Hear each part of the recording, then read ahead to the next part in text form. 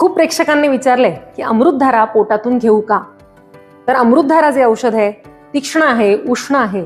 यामध्ये पुदिना, ओवा आणि भीमसेनी कापूर असतो, जो अग्निदीपन करणार आहे आणि शिवाय जंतुघ्न आहे, कफघ्न आहे. तर हा उपाय बाहेरून वापरायला खूप सुरक्षित आहे. पोटातून घेणं ही पारंपरिक पद्धत असली तरी खूप काळजीपूर्वक घ्या, कारण अमृतधारा थेट पोटात गेलं तर ऍसिडिटी वाढण्याची, जळजळ होण्याची किंवा तीक्ष्णपणा, गरमी वाढण्याची शक्यता असते.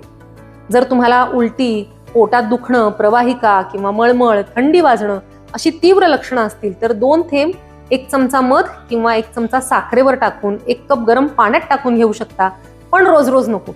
मुलं आहेत, ज्यांची पित्त प्रकृती आहे, त्यांनी पोटातून घेऊ नये.